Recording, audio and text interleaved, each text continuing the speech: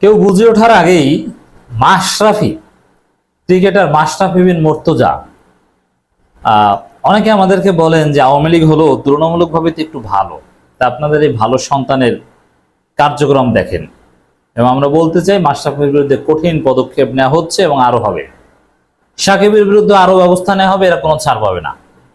এদের বিরুদ্ধে কঠিন ব্যবস্থানের ব্যবস্থা আমরা করব, আমরা কাজ করছি, আমি ব্যক্তিগতভাবে কাজ করছি, একটু ছাড় দেওয়া হবে না।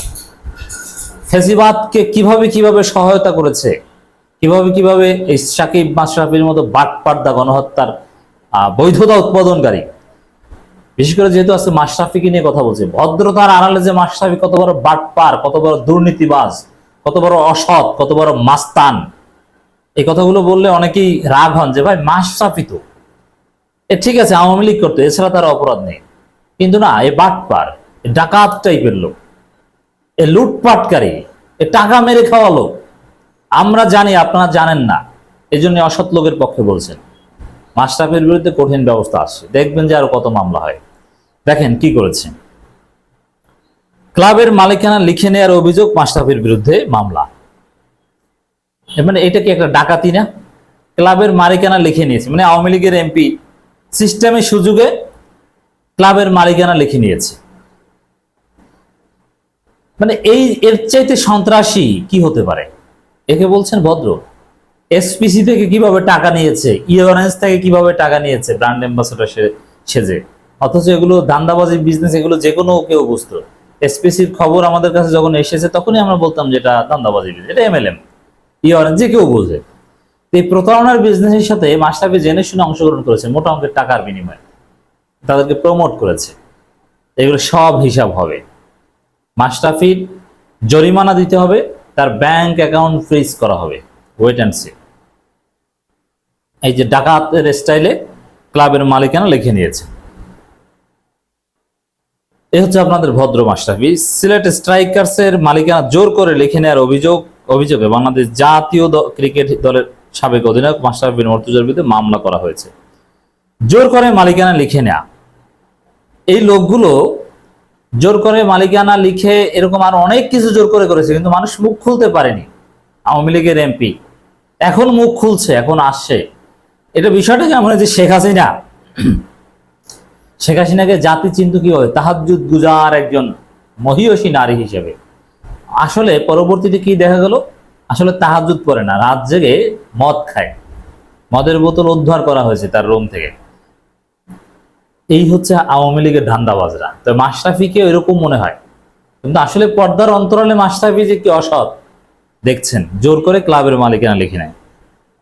তো it's allegation, but it's going to B proved, আমরা জানি, খোঁজ নিয়ে বলছে।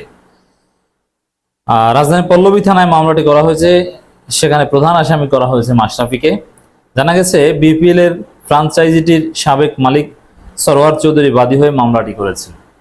এর মানে ক্রিকেট অঙ্গনেই প্রভাব খাটিয়ে এভাবে দুর্নীতি করেছেন, আর ক্রিকেটের বাইরে যে আরো কত কিছু করেছেন। অর্থাৎ মাশরাফিকে কেউ সৎ বলতে আসবেন না। আওয়ামী লীগ কোনোদিন সৎ হতে পারে না, আর সৎ হলে কোনোদিন সে আওয়ামী লীগ করতে পারে না।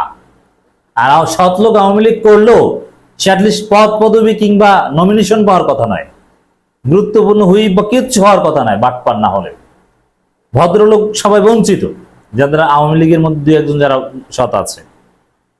মামলার এজাহারে বলা হয়েছে, জোরপূর্বক সরোয়ার চৌধুরীর কাছ থেকে সিলেট স্ট্রাইকার্সের মাদার প্রতিষ্ঠান ফিউচার বাংলাদেশ লিমিটেডের মালিকানা কেড়ে নেওয়া হয়েছে। মাশরাফি কার্যালয়ে বসে হেলাল বিন ইউসুফ শুভ্র নামের সিলেট স্ট্রাইকার্সের সহমালিক সরোয়ার চৌধুরীর মাথায় রিভলভার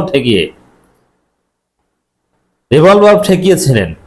চিন্তা করছেন মাশরাফি, এই যে বললাম সন্ত্রাসী, মাস্তান, বাটপার, কোনো পার্থক্য আছে?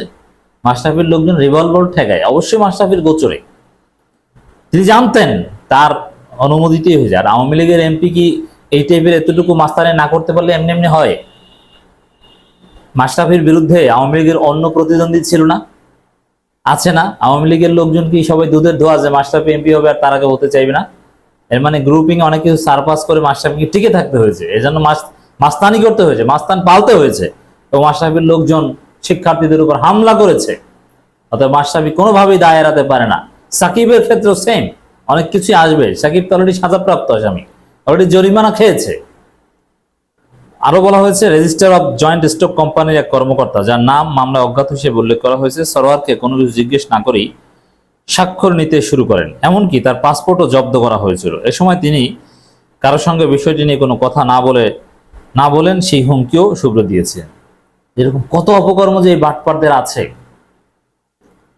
বেনজির এই কাজ করেছেন, জোর করে টিভি চ্যানেলের মালিকানা লিখিয়ে নিয়েছিলেন।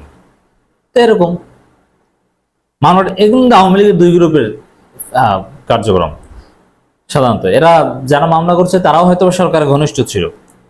মামলাটিতে মাশরাফি ছাড়াও হেলাল বিন ইউসুফ শুভ্র এবং মোহাম্মদ ইমাম হাসান অজ্ঞাত রেজিস্ট্রার অফ জয়েন্ট অফ কোম্পানির কর্মকর্তা, এছাড়া রাসেল বাবলু অজ্ঞাত মোট 8 জনকে আসামি করা হয়েছে। দর্শক দেখলেন আপনাদের ভদ্র মাশরাফির কি অবস্থা।